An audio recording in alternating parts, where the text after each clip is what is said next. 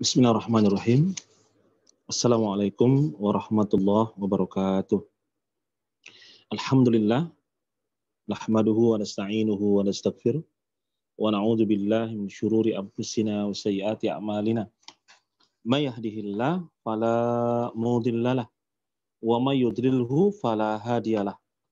Asyhadu an la ilaha illallah wahdahu la syarikalah wa asyhadu anna Muhammadan abduhu wa rasuluh. Allahumma salli wa sallim wa barik ala nabiyyina Muhammad wa ala alihi wa ashabihi wa man tabi'ahu bi ihsanin ila yaumiddin amma ba'du. Fa inna asdaqal hadits kitabullah wa khairal hadi Muhammadin sallallahu alaihi wa ala alihi wasallam wa syarrul umuri muhdatsatuha wa kullu muhdatsatin bid'ah wa kullu bid'atin dhalalah wa kullu dhalalatin finnar. Alhamdulillah, puji syukur kita kepada Allah Tabaraka wa Ta'ala pada siang hari ini dengan banyaknya rahmat dan karunia-Nya yang Ia limpahkan kepada kita. Allah mudahkan kembali pertemuan kita dan kajian kita serta representasi tentang masalah yang sedang kita bahas pada kesempatan ini. Selanjutnya salawat dan salam pada Nabi dan Rasul yang mulia Nabi Muhammad sallallahu alaihi wa ala alihi wasallam. Baiklah para asatid dan ustadzah seluruhnya serta para sivitas akademik dari sekolah ya Ulun Nuha. Pada kesempatan ini kita akan membahas tentang administrasi sekolah.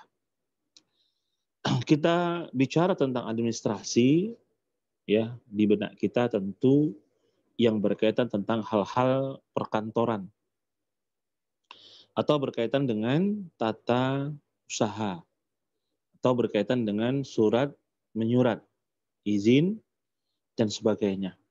Semua itu ada benarnya dan kita akan coba bagaimana sebenarnya yang dimaksud dengan administrasi ya, kemudian berkaitan dengan sekolah, yaitu administrasi sekolah, serta hubungannya nanti dengan tata usaha dan juga tentang manajemen dan juga manajernya dan yang lainnya.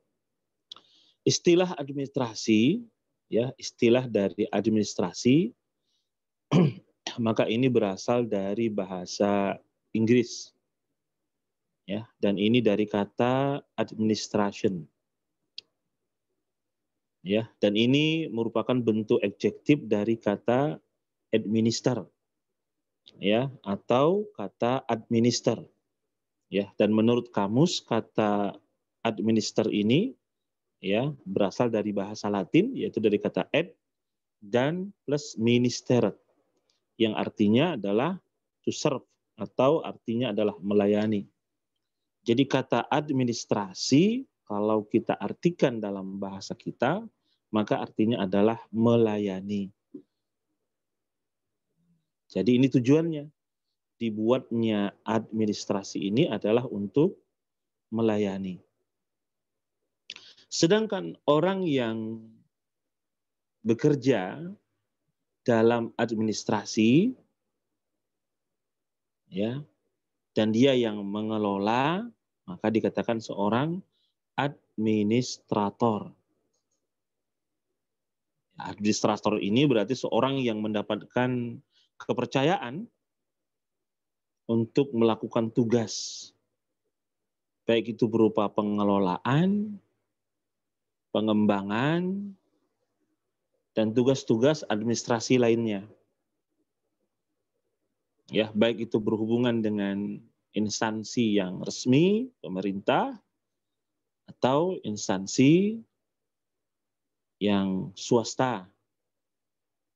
Apa saja namanya, termasuk sekolah, atau perusahaan, atau organisasi, atau yang lainnya. Kemudian, administrasi juga diartikan dengan memanage. Yang to manage artinya. Maksudnya adalah mengurus, atau mengatur, atau melaksanakan, atau mengelola. Jadi bisa jadi seorang administrator berarti dia orang yang sedang mengurus, sedang mengatur, sedang melaksanakan, dan juga sedang mengelola. Dan juga bisa diartikan administrasi itu adalah to conduct, yang artinya adalah memimpin, ya, atau memberikan instruksi. Ya, sama juga administrasi juga memiliki arti to direct, artinya menunjukkan atau mengatur. Nah, dari ini bahwa administrasi berarti ya pengurusan atau pengelolaan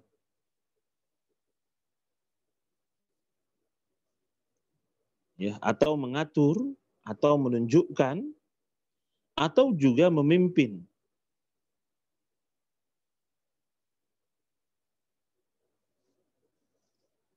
Jadi perbuatan administrasi berarti perbuatan proses memimpin, mengatur, mengelola, ya, menunjukkan untuk mencapai tujuan.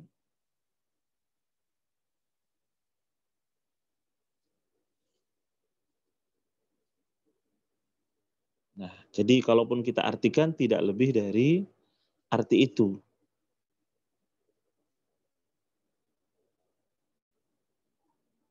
Nah, dan administrasi berhubungan dengan kerjasama antar orang per orang.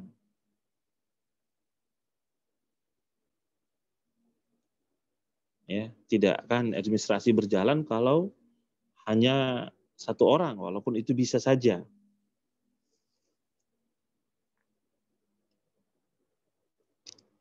Dan tentu banyak para pakar dan yang lainnya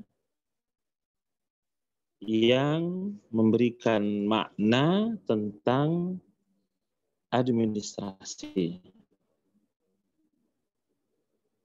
Ya, ses, usaha untuk mencapai satu tujuan. Ya, yang harus melibatkan sekelompok orang. Yang bisa jadi terdiri dari berbagai keahlian dan keterampilan.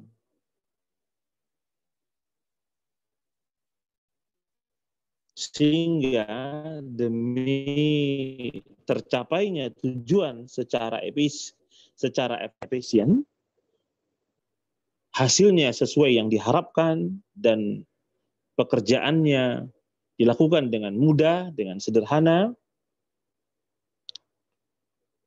maka harus ada yang mengelola, yang mengurus, yang mengatur, harus ada kerjasama, sehingga hasil yang dicapai dapat maksimal.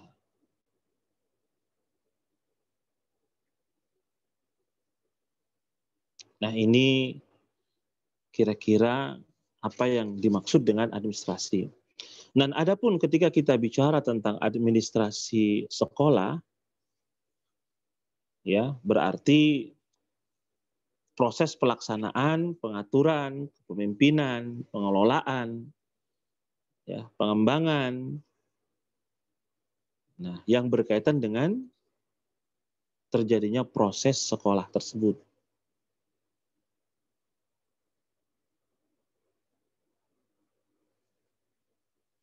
Nah, untuk itu, pada kesempatan ini kita membahas tentang ilmunya. Ilmu administrasi.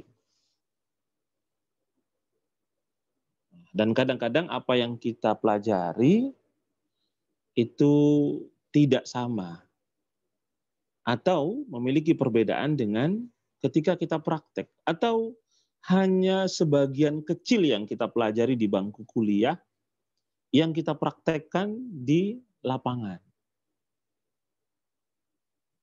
Ya, dan ini selalu terjadi demikian. Apalagi dengan berkembangnya ya sistem pembelajaran. Baik itu sekolah, baik itu sistem administrasi dan tata usaha, tata kelola di sekolah, dan juga berhubungan dengan pihak-pihak instansi seperti dengan pemerintah atau dengan yang lainnya.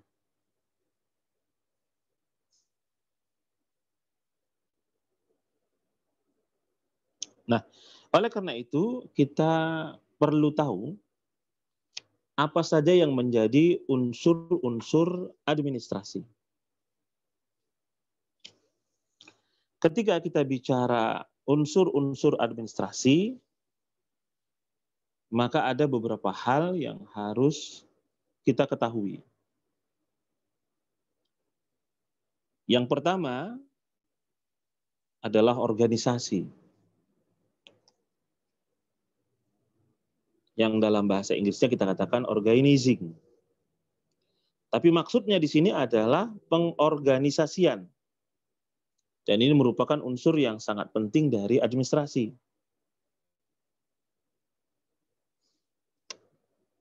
Ya, apa maksud dari tujuan mengorganisasi atau mengorganizing ini? Sebagaimana tadi sudah kita katakan, demi tercapainya tujuan secara efektif,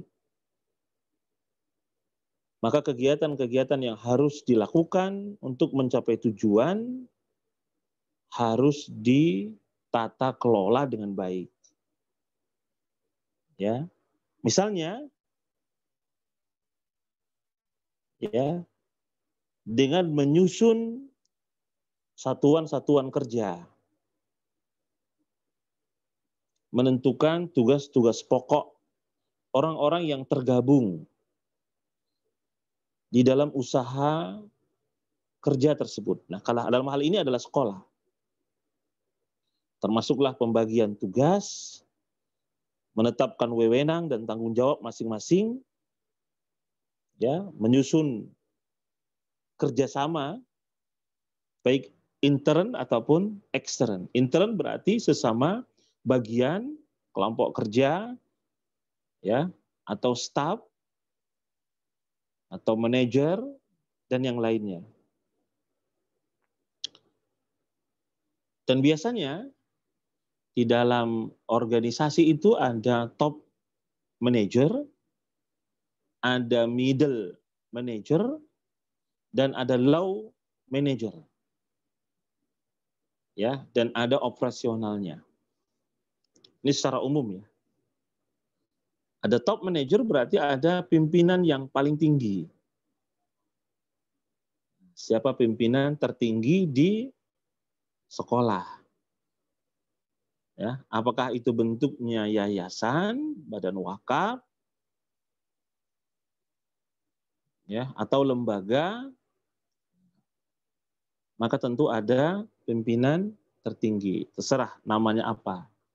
Bisa jadi namanya pakai direktur, atau namanya musyrif, atau namanya yang lain. Terserah, itu soal nama ya, masing-masing. Nah, kita lihat ada organisasi yang pimpinannya presiden negara misalnya, atau BEM itu pimpinannya juga presiden. Ya, sementara universitasnya pimpinannya rektor. Mahasiswa pimpinannya presiden. Nah, satu pakai rektor, satu pakai presiden. Nah, satu lagi pakai direktur. Nah, ini terserah apa namanya. Tapi pimpinan tertinggi disebut dengan top manager. Nah, ada bawahan-bawahan dari top manager. Ya, katakanlah, ya, kalau dalam apanya ada kepala-kepala bagian atau kepala-kepala dinas yang merupakan bagian dari organisasi. Nah, ini middle, jadi pimpinan pertengahan. Nah, kemudian yang di bawahnya adalah low, pimpinan yang paling rendah, low-nya. Siapa pimpinan yang paling rendah? Katakan pimpinan terendah di sini bisa jadi adalah guru, ya, wali kelas, atau OSIS dan yang lainnya. Nah, kemudian ada operasionalnya. Yang ini melibatkan, ya, seluruh anggota dari sekolah.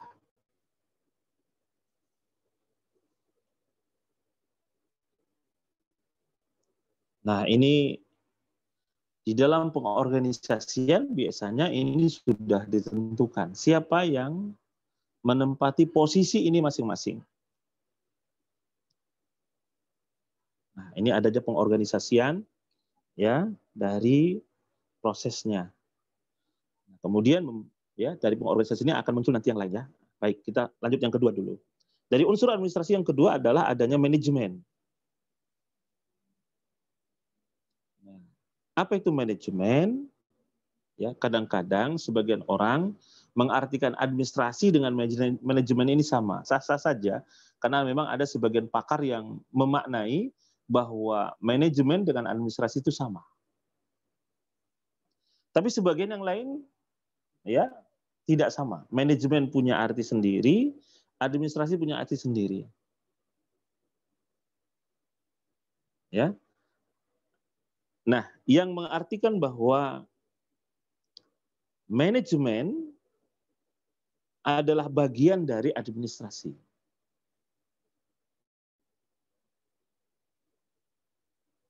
Jadi manajemen sebagai unsur dari administrasi. Maka manajemen dalam bahasan ini tidak identik dengan administrasi. Nah, walau kita katakan tadi ada yang mengatakan bahwa manajemen itu memiliki arti administrasi. Ya, sah-sah saja ya, karena masing-masing punya pendapat ya dalam perkara ini. Nah, oleh karena itu sebagai unsur administrasi, maka manajemen maksudnya adalah segala kegiatan untuk menggerakkan segenap orang yang tergabung dalam ya kelompok kerja atau dalam organisasi kerjasama yang sama. Ya, mengarahkan mereka, mengatur mereka untuk mencapai tujuan tertentu.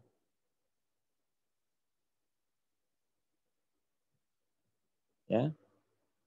Dan ini menggunakan fasilitas-fasilitas yang ada. Dan fasilitas ini bisa meliputi mesin, alat, benda, termasuk biaya, ruang kerja, waktu, dan sebagainya. Nah, ini manajemen. Jadi pekerjaan manajemen dalam perkara ini.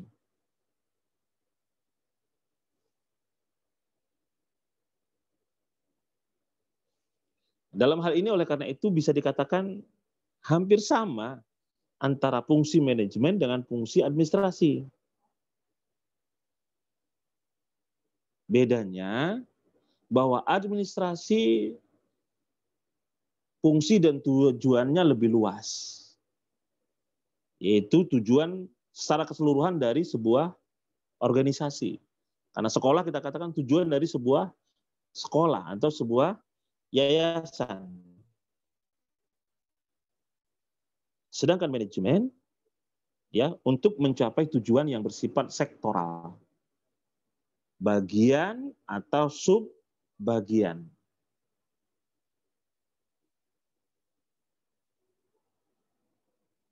Ini yang membedakan antara organisasi, antara administrasi dan manajemen. Baik, kita lanjut dulu. Kemudian di antara unsur administrasi yang ketiga adalah komunikasi. Perlu sangat kita memperhatikan tentang komunikasi. Ya, yaitu bagaimana jalannya informasi. Dan selalu timbul kesalahpahaman adalah karena adanya kekurang validan atau kekurang akuratan informasi yang sampai. Bahasa kita katakan misinformation. Jadi ada ya salah paham atau kurang informasi.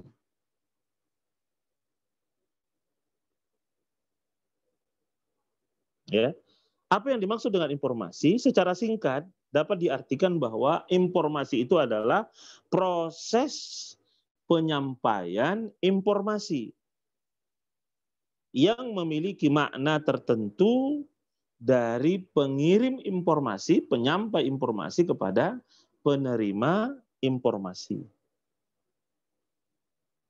Nah, tentunya informasi ya ini hal yang sangat penting karena tidak mungkin sesuatu bekerja terkelola dengan baik tanpa adanya informasi.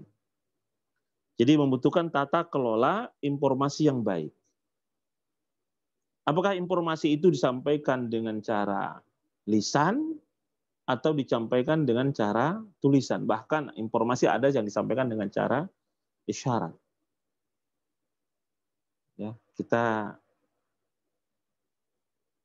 kalau melihat bagaimana Allah Tabaraka wa Ta'ala menyampaikan ilmu yang kita katakan dalam bahasa ini adalah informasi pada Nabi-Nya Shallallahu Alaihi Wasallam dalam menyampaikan Al-Quran. Demikian juga dengan Nabi SAW menyampaikan informasi kepada sahabat-sahabat dan kemudian berlanjut terus. Ya, nah penyampaian informasi. Nah informasi ini, ya, nah bisa bersifat hal yang resmi, transparan, ya, dan kadang bisa bersifat rahasia. Ya. Dan kita tidak menampik dalam agama kita adanya yang memang bersifat jelas, ya, dikabarkan dengan jelas, dan ada juga yang, ya, sesuatu yang, ya, disembunyikan, dirahasiakan.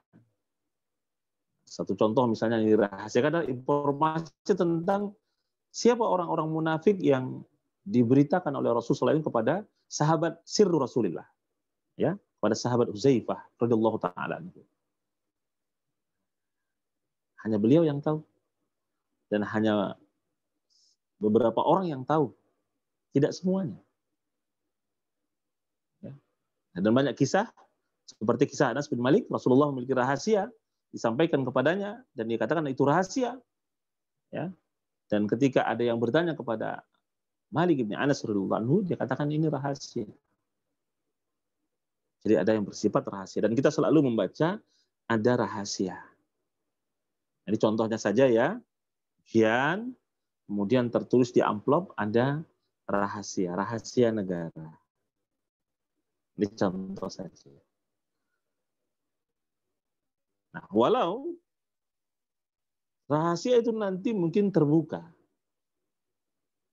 Jadi kita katakan informasi ini perkara yang sangat penting dikelola dan ditata dengan baik, ya, sehingga organisasi itu dapat berjalan juga dengan baik. Dan sekali lagi, ya, kesalahan informasi dapat menjadi kendala yang besar dalam perkembangan dan majunya sebuah organisasi. Nah, kita katakan sekolah berarti sebuah sekolah. Misalkan saja bahwa kita terlambat dalam menerima informasi. Katakan saja ini contoh aja. Kapan DPU itu akan diajukan ke Diknas misalnya.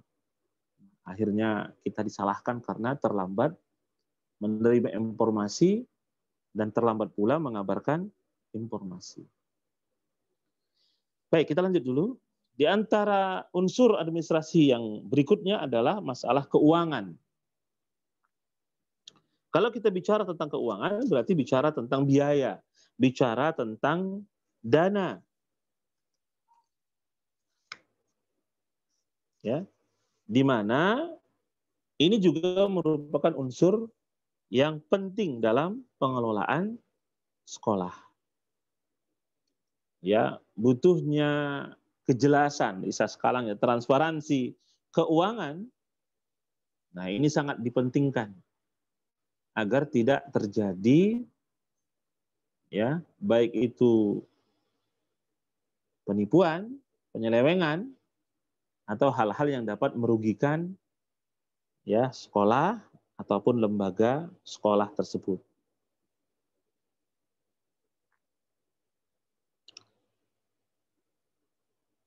Nah, pengelolaan keuangan atau biaya ini sangat dibutuhkan. Biasanya akan ada yang namanya rencana anggaran. Dengan adanya dan diketahui keuangan itu, maka kita bisa membuat anggaran. Sekian untuk sekian dan seterusnya. Kemudian berikutnya dari unsur administrasi adalah kepegawaian. Ya, dalam bahasa lain kita menyebut dengan personalia atau staffing.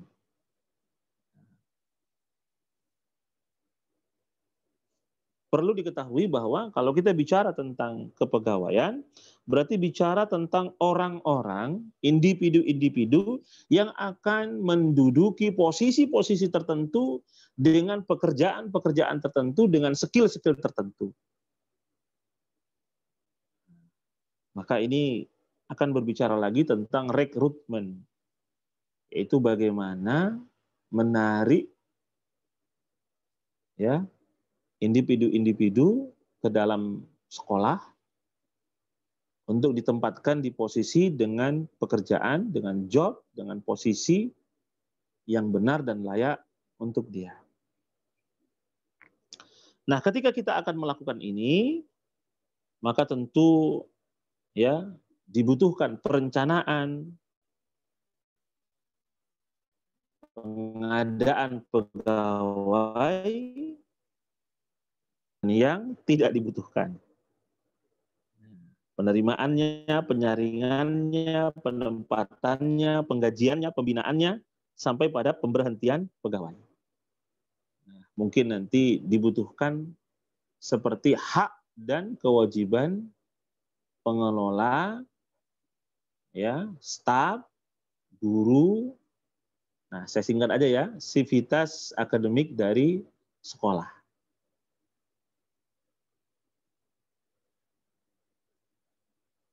Kata lain, bahwa ini berkaitan dengan SDM, sumber daya manusianya.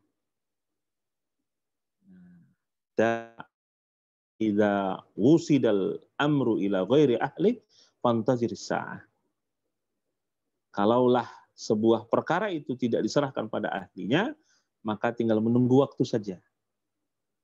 Kapan dia akan rusak, kapan dia akan binasa. Nah, di sini seorang administrator, seorang manajer, mungkinlah kepala sekolah atau mungkin juga ketua yayasan atau badan pembina dan badan wakaf atau apa namanya dari top manager dan middle manager mungkin akan bekerja sama menetapkan aturan-aturan dalam menyaring ya orang yang akan dijadikan tenaga kerja di sekolah tersebut. Apakah ia sebagai guru atau sebagai tenaga tata usaha atau ya sebagai ofisial atau yang lainnya.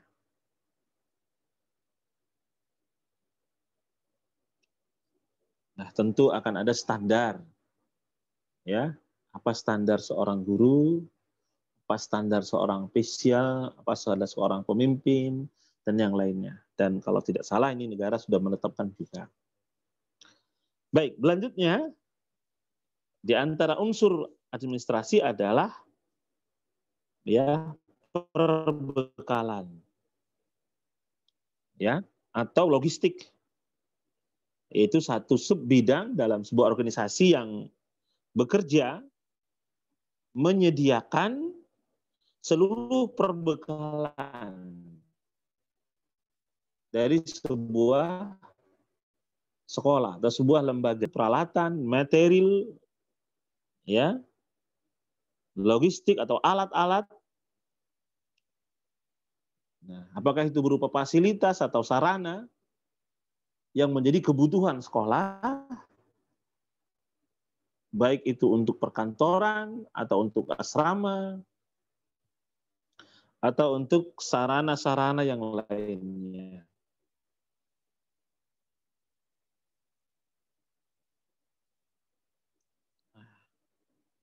Dan ini tentunya juga akan kembali nanti membutuhkan ya adanya perencanaan, adanya pembiayaan dan yang lainnya.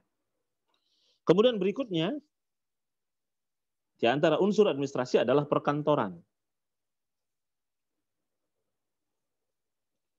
Ya. Nah, yang dimaksud dengan perkantor ini adalah kegiatan untuk menangani informasi. Menangani informasi, kita katakan tadi ada informasi ya. Maka ada bagian perkantoran ya yang menangani, mengelola, menata, mengurusi informasi. Dimulai dari pengumpulan informasi, pengolahan informasi, penyimpanan informasi, pendistribuan informasi, ya sampai kepada penghapusan dan pemusnahan informasi. Jadi banyak ini kerjanya.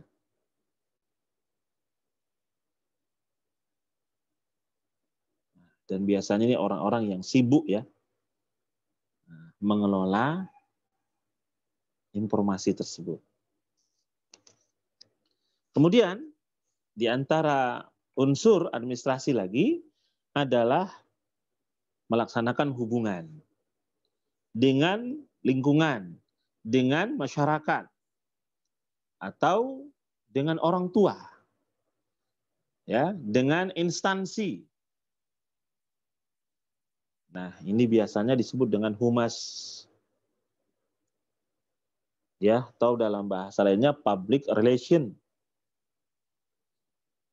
Apa maksudnya? Maksudnya adalah agar tercipta hubungan yang baik antara sekolah dengan pihak-pihak luar sekolah. Ya, dan juga antar pihak sekolah juga sebenarnya.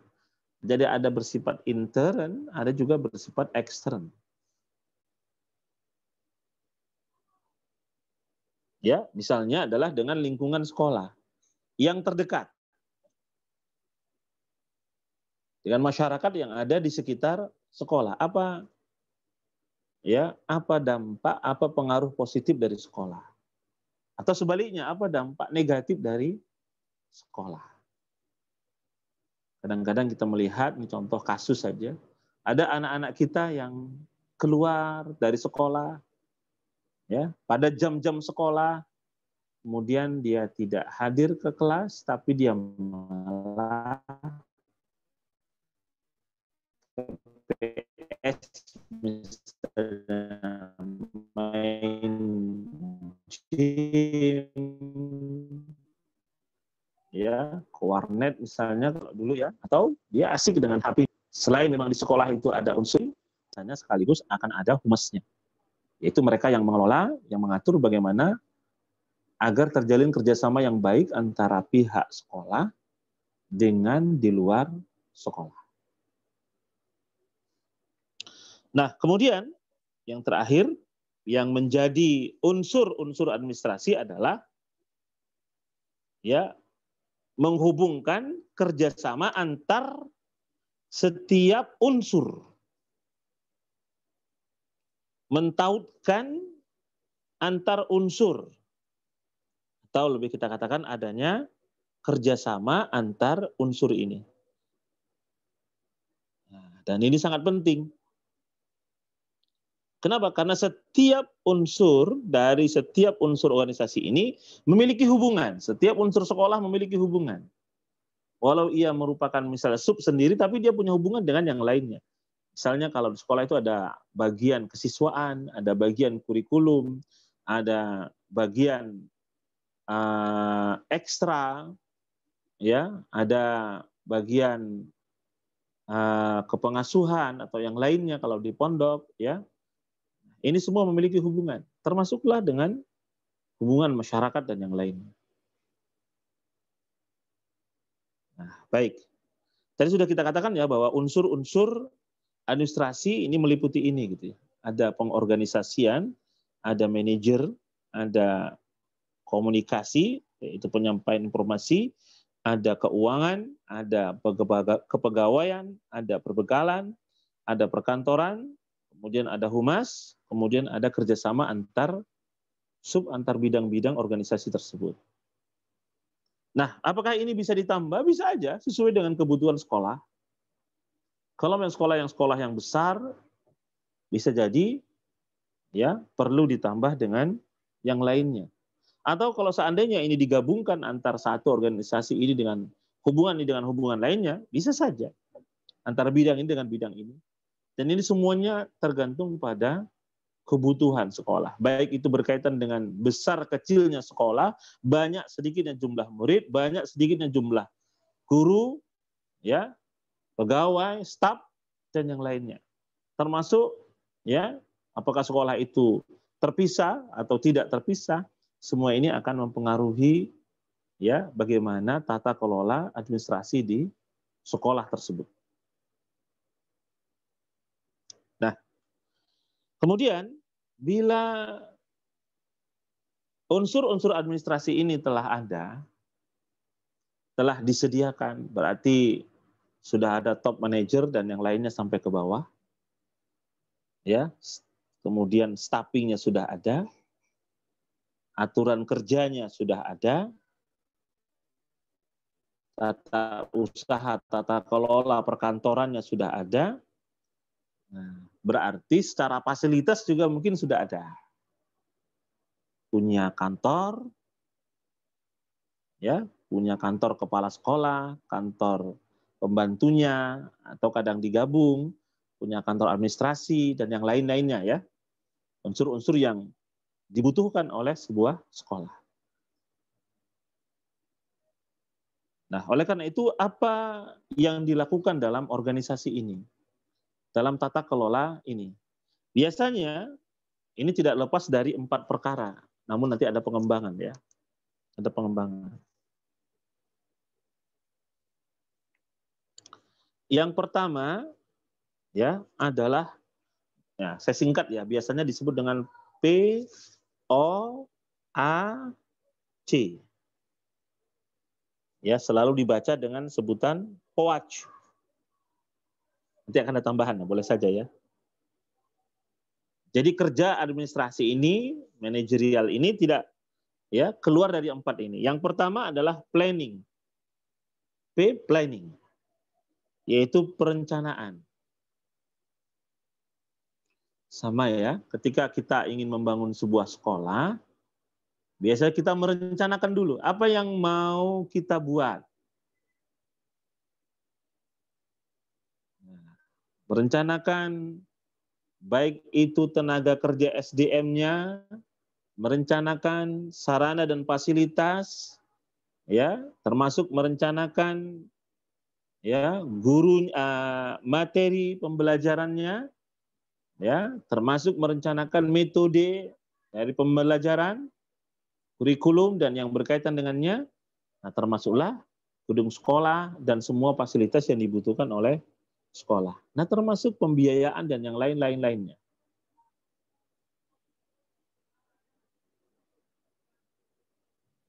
Nah, kemudian yang kedua adalah organizing, pengorganisasian.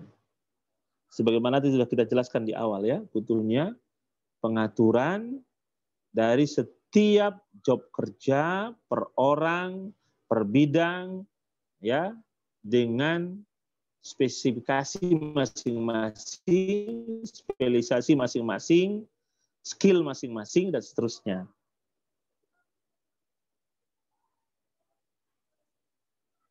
Nah, kemudian ada actuating. Ya, ada penggerak.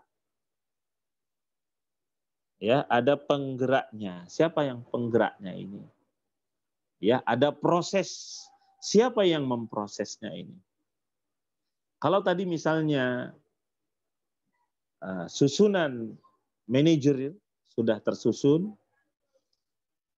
perencanaan kerja sudah tersusun, ya, sumber daya sudah tersusun, kemudian perencanaan dari mulai fasilitas kelas, ya, perpus misalnya, tempat ibadah dan yang lain-lainnya sudah.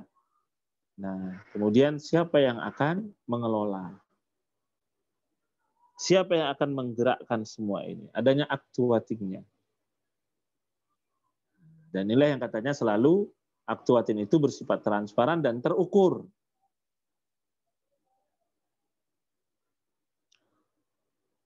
Nah, kalau sudah terjadi proses, tinggal pertanyaannya, ya adalah controlling. Nah, di dalam controlling ini berarti ada pengendalian, ada pengawasan. Nah, masuk ke dalam ini adalah adanya evaluasi. Karena setelah diawasi, tentu ada evaluasinya. Kalau seandainya evaluasinya nilainya adalah baik, maka berarti kita akan meningkatkannya. Atau minimal mempertahankannya. Nah, bagaimana kalau seandainya setelah dievaluasi yang terjadi bukan peningkatan, malah penurunan? Kalau memang yang terjadi adalah penurunan, berarti bagaimana ya mengevaluasi seluruh elemen unsur-unsur organisasi tersebut. Bisa jadi terjadi ya kesalahan atau kekeliruan dari atas sampai ke bawah. Dan inilah butuhnya adanya evaluasi. Nah, evaluasi kerja baik bersifat umum, ya, baik bersifat sub dari organisasi atau dari top manager atau middle-nya atau low-nya, masing-masing mengadakan evaluasi. Nah, evaluasi inilah yang menjadi standar nantinya keberhasilan. Tercapai atau tidaknya tujuan dari proses atau lembaga pendidikan tersebut. Ini tidak berbeda jauh dengan kita, misalnya sebagai guru, terhadap murid, kita juga mengadakan evaluasi. Kemudian evaluasi ini kita jadikan salah satu hal terpenting ketika menilai murid itu berhasil atau tidak secara ya nilai. Ingat, harus kita paham ini ya, secara nilai. Kadang-kadang anak itu ternyata nilainya tinggi-tinggi. Ya, 8, 9 bahkan sejadi mumtaz 10. Ternyata di dalam praktek mungkin dia lemah. Misalnya seorang ditanya tentang hukum-hukum sholat, Masya Allah, luar biasa jawabannya benar. Ternyata dia nggak sholat. Atau sholatnya jarang-jarang. Ini beda antara penilaian ya dengan nilai, dengan praktek langsung yang ada di lapangan. Maka sebenarnya dalam hal ini misalnya pemerintah atau kurikulum kita menggunakan 3 ranah. Ranah keilmuan, ranah kognitif, ranah afektif, ranah dari perilaku, ya, ranah dari behavior, ya, ranah dari akhlak, dan ranah dari skill psikomotoriknya. Nah, ini yang dikembangkan. Kita lihat, dan ini bagus. Ya, cuma permasalahannya kadang-kadang kita sebagai guru yang memang kurang mampu untuk menilai semuanya. Kadang kita tidak berlaku objektif dalam penilaian, nggak melihat objeknya secara utuh. Dan menilai selalu kadang-kadang dengan subjektif, yaitu dengan gurunya saja, mulai dari sisi guru. Contohnya saja membuat soal, di mana soal dibuat, standarnya paham guru. Dibuatlah soal. Ketika tidak bisa dijawab, dia pun marah. Kok muridnya nggak ada yang bisa jawab? Kemudian marah. Kenapa? Karena dia membuat soal, standar pahamnya itu dia. Harusnya dia membuat standar itu objektif, yaitu objeknya, muridnya. Dia paham, dia sudah mengajar sekian tahun, sampai seluk-beluk.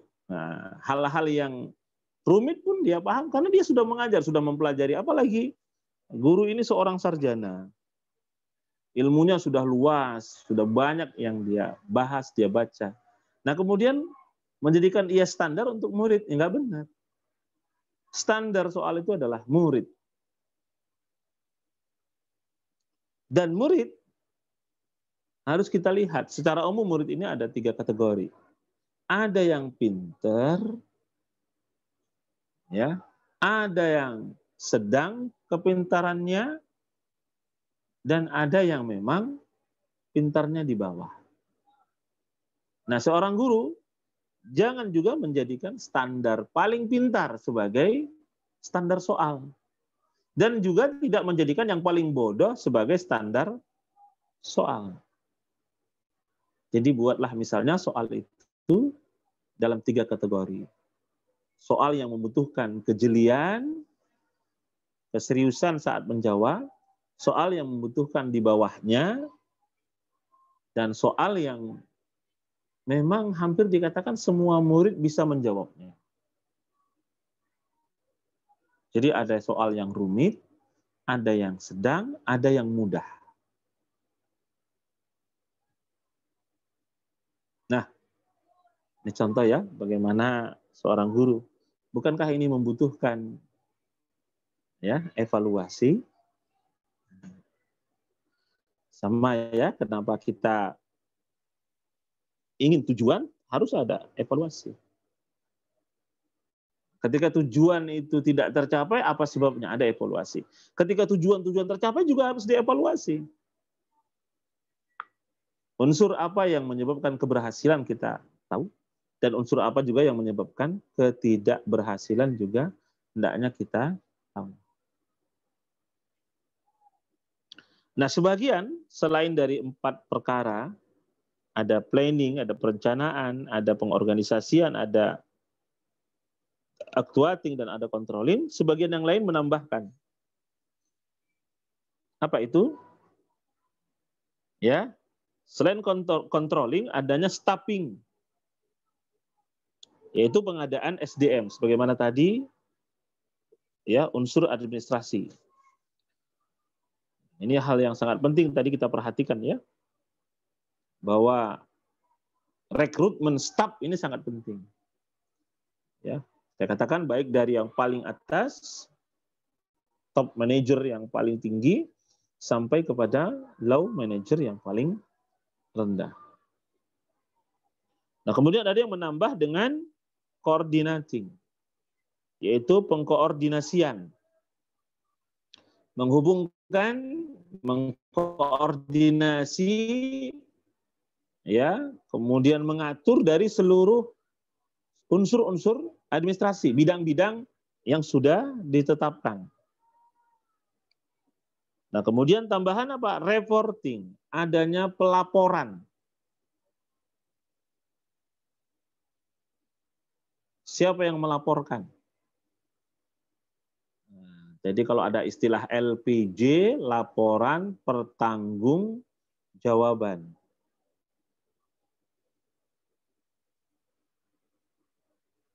Siapa yang membuat laporan pertanggungjawaban?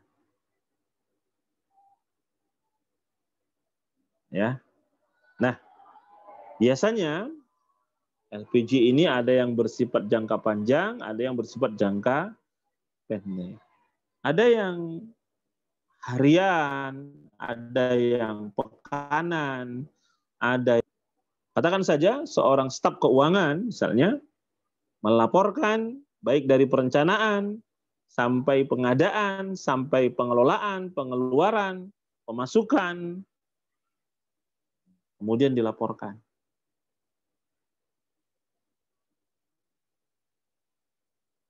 Siapa yang bekerja, siapa stafnya, jadi semua ini memiliki koordinasi, memiliki hubungan ini. Ya, nah, ini pelaporan. Nah, kadang-kadang pelaporan ini dijadikan landasan sebagai evaluasi. Nah, dijalukan sebagai evaluasi. Ketika ada pelaporan, nah kemudian pelaporan ini dimasukkan pada unsur lain dari atau fungsi lain dari organisasi, dari administrasi maksud saya. Apa itu? Ya, adanya auditing. Adanya audit. Diaudit, diperiksa. Ya, diperiksa seluruh kerja apakah sudah sesuai dengan perencanaan atau tidak. Dan apakah sudah tercapai tujuan atau tidak. Jadi butuhnya adanya audit.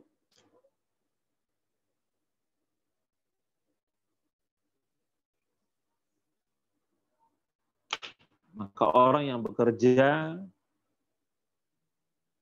mengaudit, memeriksa, ya disebut auditor. Kalau negara kita ada KPK, ada BPK. Mungkin ini kalau dibilang nyari-nyari salah orang terus ya. Padahal jangankan dalam masalah sekolah, hidup kita, gerakan kita, semua yang kita lakukan itu ada yang mengaudit. Ada yang nanti mencatat, kemudian melaporkan, ya. Nah, kemudian nanti ada pemeriksaan, ada hisab. Nah, kalau dalam Al-Quran dikatakan ma yalfidhu min qaulin illa ladaihi raqibun atid, tidaklah setiap yang keluar dari lisanmu kecuali ada raqibun atid yang akan mencatat. Ya, atau malaikat kiraman katibin ya'lamuna ma taf'alun. Ya, malaikat kiraman katibin yang tahu apa yang kalian kerjakan, semua tercatat. Nah, sama dalam kehidupan dunia, ya ini juga dibutuhkan adanya pemeriksaan dari laporan dari kerja yang kita buat. Ada tambahan yang lain, ya, yaitu budgeting, adanya penganggaran. Nah, ini mendekati kepada pembiayaan atau pendanaan tadi, tapi ini dianggarkan. Nah, maka ada namanya anggaran belanja. Kalau negara ada anggaran belanja negara tahun berapa? Nah, apakah kita juga butuh? Ya sebenarnya kita juga butuh. Di sekolah juga butuh ini. Nah, ini diantara apa yang mesti ada dari fungsi-fungsi administrasi ya di sekolah. Nah, jadi adanya planning, adanya organizing, adanya actuating, adanya controlling, adanya coordinating, adanya staffing, adanya reporting, budgeting, adanya auditing, ya. Nah, ada juga yang menambahkan adanya leading, kepemimpinan, leader. Ya, ini kalau saya sebut sebenarnya ya top manager tadi, pemimpin dan sebagainya. Nah, ini yang ada dalam unsur-unsur administrasi dan sekaligus fungsi administrasi. Nah, di dalam sebuah sekolah, ya, hendaknya juga memiliki panduan. Ini yang kita katakan terjun kepada perkara langsungnya, prakteknya. Ya, apa yang dibutuhkan oleh sekolah atau sebuah lembaga pendidikan? Ya, yang pertama adalah harus memiliki landasan hukum yang jelas. Harus jelas. Kita katakan kalau kita membuat lembaga, kita kadang punya namanya lembaga atau punya namanya yayasan. Dan itu kejelasannya adalah apabila sudah resmi keluar dari Menkumham. Nah, ini contoh. Nah, sebagai warga negara yang baik, ketika kita ingin mengelola sebuah sekolah, maka kita memiliki landasan hukum, payung hukumnya. Apa itu? Yayasannya. Kemudian, ya, ketika kita menegakkan sekolah, setelah landasan hukum, payung hukumnya sudah jelas, dengan apa ya kita akan menjadikan landasan berikutnya? Ingat, kita butuh religiusitas, landasan agama. Nah, landasan secara hukum sudah ada, landasan agamanya. Karena kita sebagai seorang Muslim, nah, apalagi kita berusaha untuk menegakkan kaidah-kaidah agama yang benar, ya, bagaimana metode menerapkan agama yang benar, maka harus ada landasan agama yang kita terapkan. Dan ini tentunya akan kembali kepada Al-Quran dan Sunnah. Nah kemudian, ya landasan berikutnya adalah bagaimana dengan social psikologinya. Apa yang mau kita kerjakan? Apa landasannya? Nah, para ulama kita menetapkan bahwa alur dakwah kita ya adalah dengan dua perkara. Yang pertama tasfiyah wa tarbiyah bifahmi salafis salih. Yaitu melakukan tasfiyah, pemurnian kembali kepada ajaran-ajaran agama kita, dan kemudian pembinaan pendidikan ya terhadap generasi, terhadap umat, bagaimana mempraktekkan, mengamalkan agama ini dengan manhaj, dengan pemahaman, dengan metode yang benar. Ini dasarnya. Jadi harus ada dasar hukum, ya. Kemudian ada dasar agama, ada juga bagaimana sosial psikologinya. Kenapa ini butuh sosial psikologi? Ya, betul. Karena kita menghadapi masyarakat yang berbeda-beda dengan pemahaman yang kita dulu berada di atasnya. Nah, sekarang bihidayatillah subhanahu wa ta'ala, ya, bagaimana Allah membuka hati-hati kita untuk menerima ya hadzal manhaj. Nah, ini. Adapun yang kedua adalah faktor-faktor pendidikan yang perlu disiapkan. Yang pertama adalah anak didik. Yang kedua adalah pendidiknya. Yang ketiga harus ada tujuan dari pendidikan. Yang keempat adanya alat-alat dan sarana pendidikan.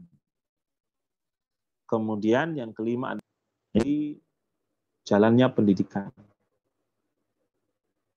Dan ini harus disiapkan. Nah, tentu butuh pembahasan anak didik kita bagaimana, berasrama atau tidak berasrama, ya, menerima dari luar kota atau tidak, atau yang lainnya.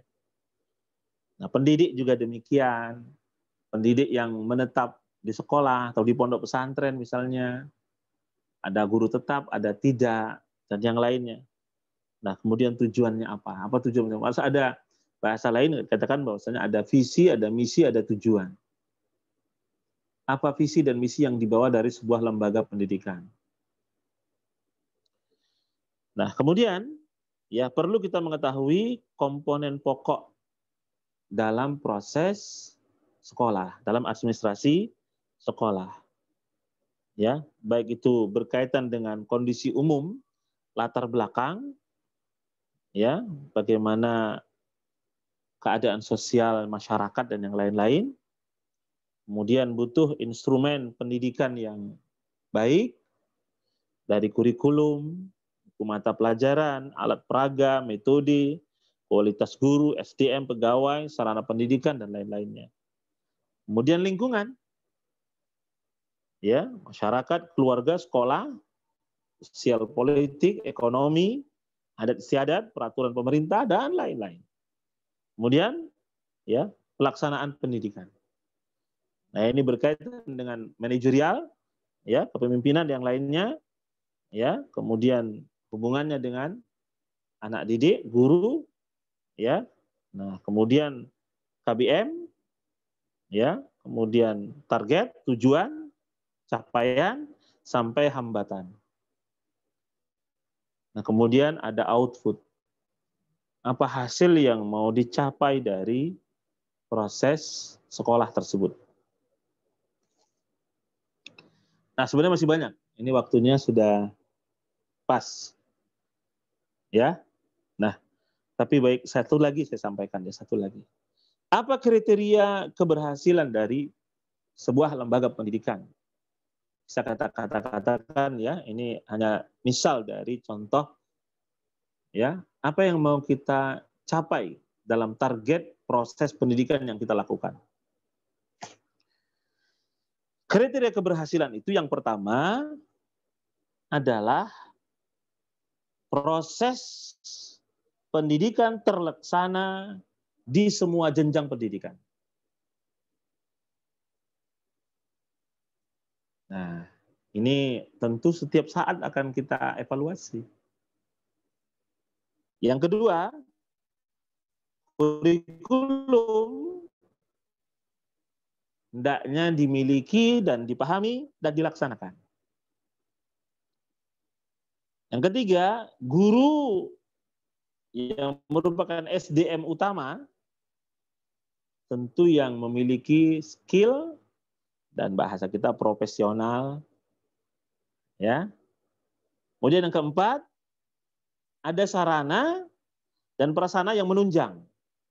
Baik itu yang bersifat gedung, asrama, perpustakaan, ya, laboratorium, kantin, UKS, sampai tempat ibadah, kamar mandi, termasuklah OSIS, organisasi santri atau siswa, dan lain-lainnya.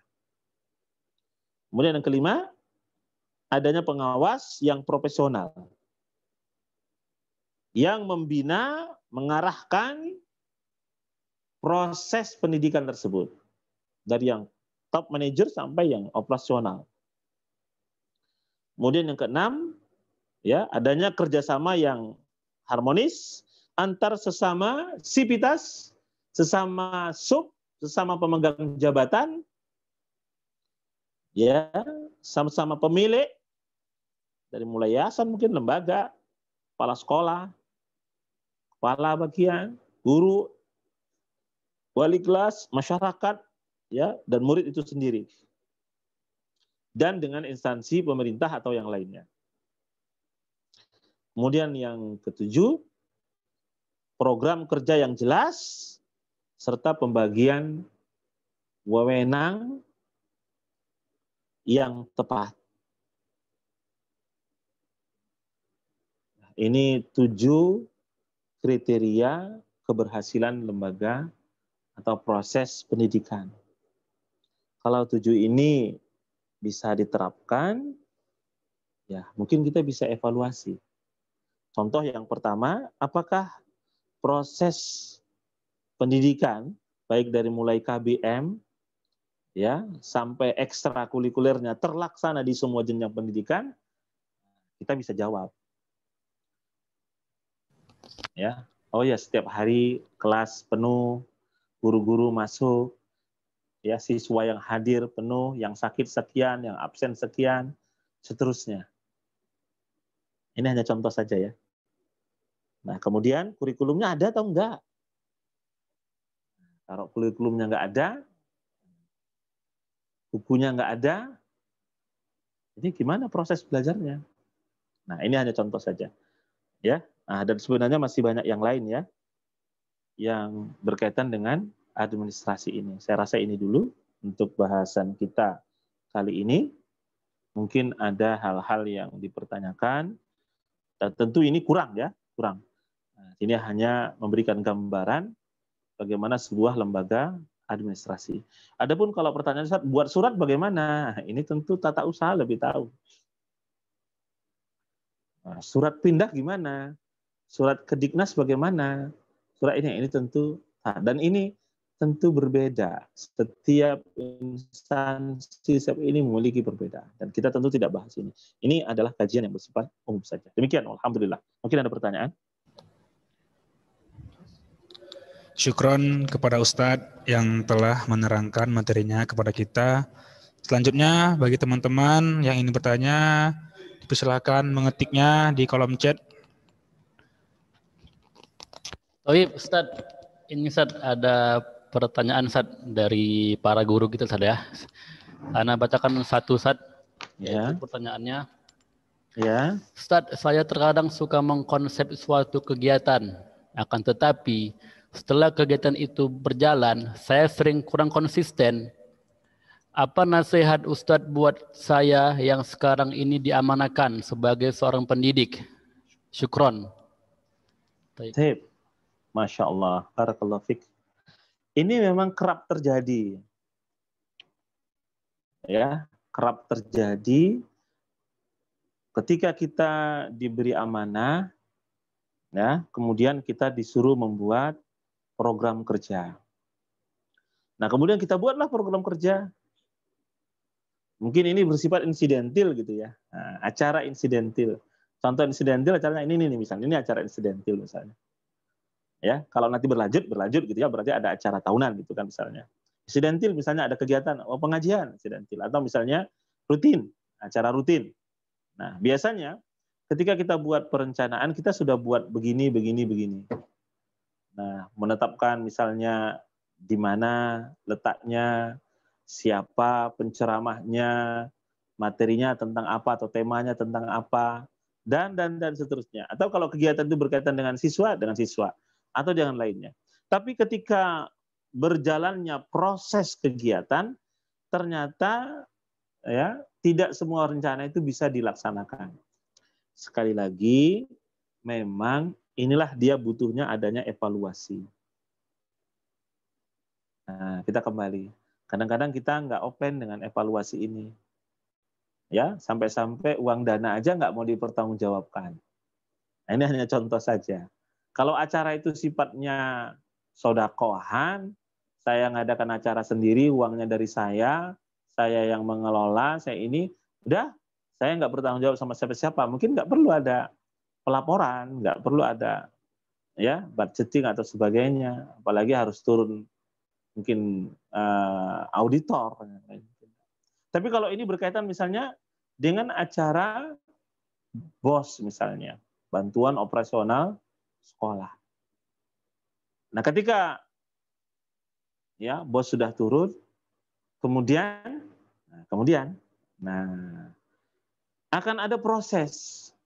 Ketika proses ini berjalan, nah apakah sesuai juknis atau tidak? Nah, kadang-kadang tidak sesuai tapi disesuaikan. Nah, ini kita ingatkan untuk saya dan kita bersama, kita akan menghadap Allah Rabbul Alamin yang akan menghisap kita, maka hendaknya dalam perkara ini berhati-hati. Ya, demi memuluskan laporan, maka dibuatlah laporan-laporan palsu dengan faktur, dengan bon, dengan kwitansi yang palsu. Nggak beli dibuat beli, nggak buat dibuat buat, dan. Atau di markup harga sekian, dibuat sekian, dan seterusnya. Berarti nggak sesuai. Ini bukan cuma kurang konsekuen, ini bahkan khianat, dan ini akan menghadapi ancaman Allah Taala. Nah, oleh karena itu ini ada evaluasi. Evaluasi ini sangat penting. Ya, sangat penting sekali. Nah, oleh karena itu bagi top manager dan yang lainnya, hendaklah bertakwa kepada Allah Taala dalam perkara ini. Terutama yang bersifat laporan, pemakaian dana, dan yang lain-lainnya. Karena ini hal yang sangat penting. Saya wasiatkan ke saya, ya, yang pertama, dan kita semua untuk sama-sama kita bertakwa kepada Allah Taala dan untuk menjadi yang disabdakan Nabi. Alaika bisidqi fa inna sidqa yahdi ilal birri. Nah, hendaklah engkau berlaku jujur, berlaku benar, karena itu akan membawa pada kebaikan. Ya, wala yazalu rajulu yataharra bisidqi hatta yuktaba indallahi siddiqan.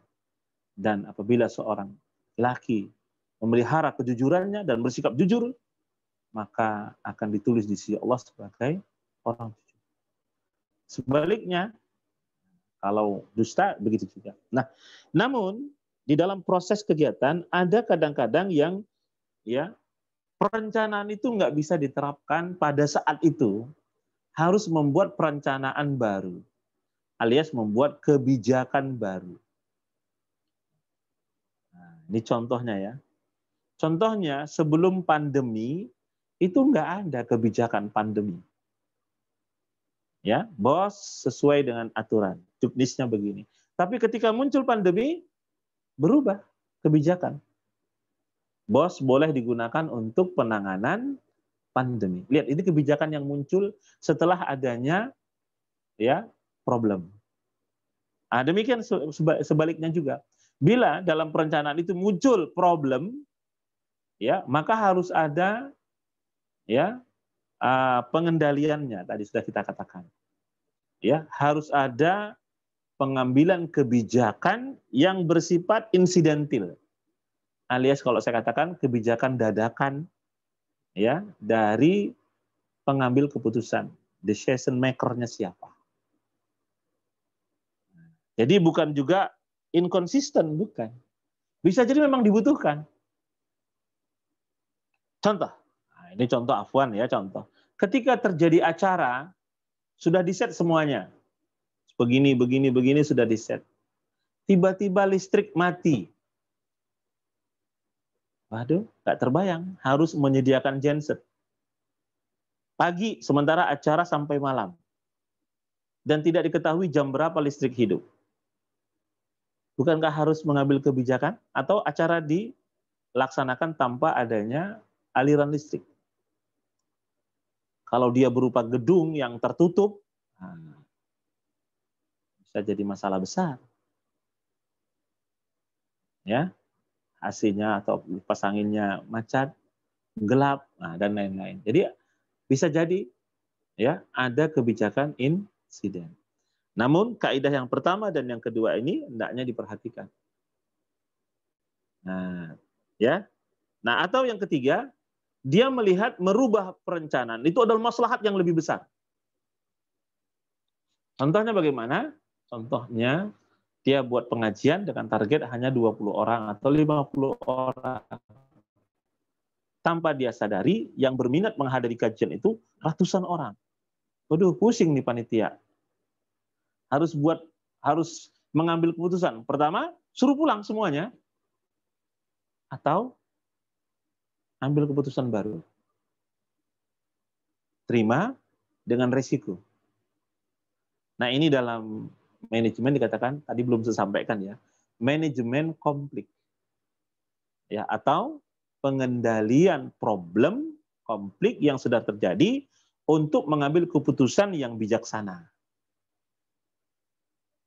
Tadi nggak sempat saya sampaikan ya, ada namanya manajemen konflik.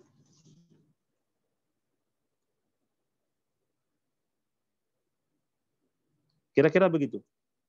Wallahu ta'ala alam. Oh ya, syukran Ustaz atas jawaban yang diberikan. Alhamdulillah. Ya Ustaz, ada lagi Ustaz, ini Ustaz, Ya. dari guru kita Ustaz. Saya bacakan ya. Ya. Selalu harus ada evaluasi massal ya, dengan misal dengan metode SWOT atau strength, weakness, opportunities, ini traits. Susah nih bahasa Inggris soalnya. Ya, bagaimana ini menurut Al-Quran dan Sunnah dalil? Ini adalah satu sistem controlling. Tapi Ustaz, bagaimana Ustaz menurut Al-Quran dan Sunnah? Baik, alhamdulillah pertanyaannya. Yang pertama, saya nggak berapa paham ini yang ditanyakan. Apa itu sistem SWOT, apa itu sistem opportunities, apa itu sistem yang lain. Saya nggak gitu paham. Nah, baik. Adapun kalau yang ditanyakan adalah evaluasi, adanya evaluasi. Nah, baik. Saya kasih satu contoh saja. Ketika perang Uhud, ya Nabi kita SAW telah mengatur semua bahwa yang menjadi pasukan sebelah kanan ini, menjadi pasukan tengah ini, menjadi pasukan belakang ini, yang menjadi pasukan depan ini, yang tengah, yang belakang ini, yang menjadi orang-orang yang berada di sekitar Rasul ini, pasukan pemanah ini, dan seterusnya. Dan peperangan pun berjalan. Ketika peperangan berjalan dan sudah dibuat perencanaan oleh Rasulullah SAW dengan sangat baik, Rasul berkata kepada pemanah ya yang ada di puncak Bukit Uhud agar tidak bergerak. Apapun yang terjadi, jangan bergerak dari tempat mereka. Ketika kemenangan mulai tampak di awal peperangan dan kaum musyrikin mulai lari dan meninggalkan ghanimah, maka yang di atas melihat kaum musyrikin lari. Harta rampasan mulai bergelimpangan, berserakan, harta. Akhirnya mereka turun, hanya tinggal beberapa orang. Lihat, kesempatan ini diambil oleh Khalid ibn Walid dan pasukannya yang ketika itu masih kufar, menyerang sehingga menewaskan banyak kaum muslimin yang ada di puncak Bukit Uhud dan yang di bawahnya. Nah, apa evaluasinya?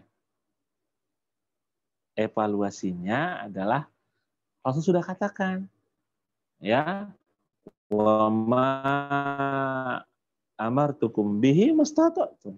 Ya, apa yang aku perintahkan, ya, wa ma atakum rasulu fakhudhu wa ma nahakum anhu fantahu. Apa yang datang kepada kalian, perintah yang datang kepada kalian, maka laksanakan. Dan kalau dilarang, maka tinggalkan. Nah, ini kaidah yang sangat penting dalam sebuah proses apa saja. Nah, kalau kita mengaitkan ini dengan agama, termasuk evaluasi. Karena evaluasi ini ada setelah adanya proses. Ya, setelah adanya proses, ya, kalau dia misalnya pembelajaran, setelah adanya proses pembelajaran. Kalau misalnya dia ada laporan, berarti sudah ada proses kerja sebelumnya. Apa kerja sebelumnya? Apa yang dilaporkan masalahnya? Kalau yang dilaporkan berkaitan dengan keuangan, keuangan. Nah, adapun sistem, nah sistem ini terus terang saya nggak tahu ini sistem SWOT ini bagaimana modelnya, opportunities ini bagaimana maksudnya. Nah, kalau nggak dijelaskan saya nggak tahu. Tapi penimbangannya ini kan sistem. Nah, kalau sistem ini adalah ya misalnya nggak berbeda dengan auditing, ya mengaudit, memeriksa laporan kita, ya, nah saya rasa tidak ada masalah. Nah, dan ini sangat dibutuhkan. Nah, kalau boleh saya mencontohkan saya misalnya, kebetulan saya memeriksa laporan ya keuangan itu pada setiap pekannya dan setiap bulannya dan setiap tahunnya, baik dari bendahara ya bagian keuangan kepondokan, baik dari kepala sekolah ya dan bendahara sekolah, dari tata usaha dan yang lain, ya memang butuh ada evaluasi. Nah, kadang-kadang salah, ya kadang-kadang antara faktur, kwitansi dan yang lain tak sesuai dengan yang tertulis, yang tertera. Dan ini bisa terjadi dan sangat mungkin untuk terjadi. Kekeliruan bisa terjadi. Jadi saya rasa tidak bertentangan dengan konsep-konsep syariah. Nah, sebagaimana contoh peperangan tadi. Kenapa akhirnya terjadi kekalahan? Karena mereka menyelisihi apa yang sudah direncanakan oleh Rasulullah SAW dan yang sudah distappingkan atas mereka, yang sudah dikoordinasikan kepada mereka, dan seterusnya. Kalau kita bicara tentang administrasi. Ya, tapi kalau kita bicara syariatnya kan selesai masalahnya. Masalahnya apa? Mereka menyelisihi ya apa yang sudah ditetapkan oleh Rasulullah SAW. Jadi menjadi hikmah besar bahwa keberuntungan, keberhasilan adalah dengan melaksanakan perintah-perintah Rasulullah SAW ya dan menjauhi apa yang beliau larang. Dan kerugian, kebinasaan dengan menyelisihinya. Ini kalau kita tinjau dari sisi syariatnya. Wallahu ta'ala. Kira-kira begitu. Ya, Toib Ustaz. Syukuran Ustaz atas jawabannya. Ya Ustaz, terakhir Ustaz, ada lagi Ustaz nih, Ya. satu Ustaz.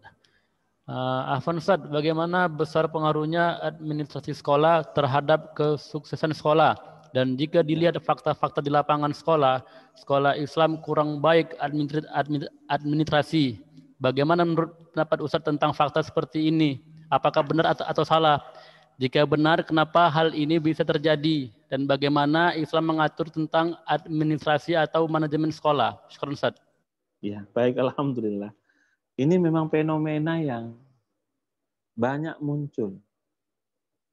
Ya, kadang-kadang buat surat aja bahasanya belum bagus. Nah, kadang-kadang ya, ini contoh saja beberapa kasus ya. Nah, ketika mengirim misalkan saja tim dakwahnya sampai, suratnya belum sampai. Ini hanya contoh saja ini. Ini contoh di lapangan yang menjadi kenyataan dan saya selalu menghadapinya. Gitu. Jadi orang-orang yang diutus sudah sampai, tapi surat penghantarnya belum sampai. Ini kan kesalahan dalam manajerial, kesalahan dalam informasi. Makanya tadi sudah kita katakan unsur-unsur administrasi yang ini memang sangat penting. Ya. Nah, kemudian yang kedua, memang jadi satu perkara yang kita kurang memperhatikan anjuran Allah Ta'ala dalam Al-Quran. Lihat ketika Allah firmankan, idza tadayantum bidain faktubu. Kalau kamu mengadakan transaksi utang piutang, artinya transaksi yang mengikat antar ya dua pihak, maka memang sebaiknya ditulis. Ya, sebaiknya ditulis. Supaya apa? Supaya itu menjadi satu yang jelas bagimu dan bagi orang-orang di sekitarmu dan setelahmu. Nah, dan ini kurang terperhatikan kita. Kita kebanyakan manajemennya manajemen syukron, ya, manajemen terima kasih, manajemen la ba'sa, manajemen afwan, ya, bukan kita nggak senang dengan semua ini, bagus semuanya ya kan. Tapi ketika berkaitan dengan pelaporan, dengan reporting, ya, berkaitan dengan evaluasi sebagainya, ini butuh ada fakta, ada data. Ini dibutuhkan. Nah, jadi ini memang satu hal yang memang kita masih susah. Kita sendiri di sini juga, ini hal yang kita terus coba perbaiki pelan-pelan. Nah, jadi kita berharap semua bisa memperbaiki. Nah, kira-kira begitu. Dan tentunya orang-orang yang berada di kota biasanya jauh lebih bagus karena informasi mereka lebih cepat sampai, ditimbang juga dengan prasarana yang lebih memadai. Gitu kira-kira. Allahu ta'ala. Syukron Ustadz atas jawabannya. Thayyib, tak terasa kita sudah di penghujung acara. Semoga apa yang Ustadz sampaikan bisa kita pahami dan kita terapkan di sekolah kita. Dan semoga sekolah kita ke depannya lebih maju lagi, insya Allah. Ya, insya Allah. Dan kami berdoa semoga Ustadz beserta keluarga sehat selalu dan dalam lindungan Allah Subhanahu wa Ta'ala. Ustadz, sekali lagi kami ucapkan syukron, jazakallah khairan atas faedah yang diberikan siang hari ini. Semoga menjadi amal jariah nantinya. Amin. Baik, kepada Ustadz dan rekan-rekan sekalian, mohon maaf jika ada kata-kata yang salah. Sampai jumpa lagi di pertemuan berikutnya. Kita sudahi. Subhanakallahumma wa bihamdika asyhadu an la ilaha illa anta astaghfiruka wa atubu ilaik. Berbiasalah, berbahagialah. Wassalamualaikum warahmatullahi wabarakatuh. Waalaikumsalam warahmatullahi wabarakatuh. Demikian alhamdulillah.